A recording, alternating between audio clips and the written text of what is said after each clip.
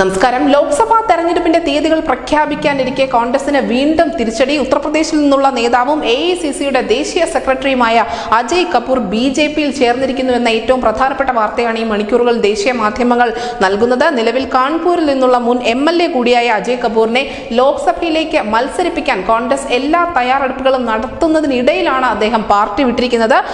ബീഹാറിൽ ലോക്സഭാ തെരഞ്ഞെടുപ്പിന്റെ ചുമതല ഉൾപ്പെടെ കോൺഗ്രസ് പാർട്ടി നൽകിയത് ഈ അജയ് കപൂറിന് തന്നെയായിരുന്നു. 56-കാരനായ അജയ് കപൂറിന് കാൺപൂർ മേഖലയിൽ വലിയ സ്വാധീനമുള്ള ഒരു നേതാവാണ്. 2002 മുതൽ 2017 വരെ 3 ടേമുകളിൽ അദ്ദേഹം MLA ആയിട്ടുണ്ട്.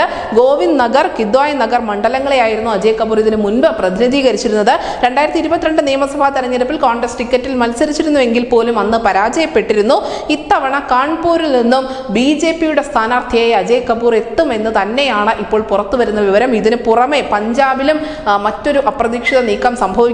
കാരണം കോൺഗ്രസ് സസ്പെൻഡ് ചെയ്ത പട്യാല MP പ്രണീത് കൗറും നാളെ BJPയിലേക്ക് ചേർന്നേക്കുമെന്നുള്ള അഭ്യൂഹങ്ങൾ പുറത്തു വരുന്നുണ്ട്.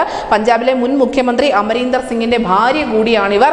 അങ്ങനെ കോൺഗ്രസിന് ഈ തുടർച്ചയായി സംഭവിച്ചുകൊണ്ടിരിക്കുന്ന തിരിച്ചടികളിൽ ഏറ്റവും ഒടുവിലത്തേതാവുകയാണ് AICCയുടെ തന്നെ തലവന്റെ BJPയിലേക്കുള്ള കൂടുമാറ്റം. News desk news India Malayalam.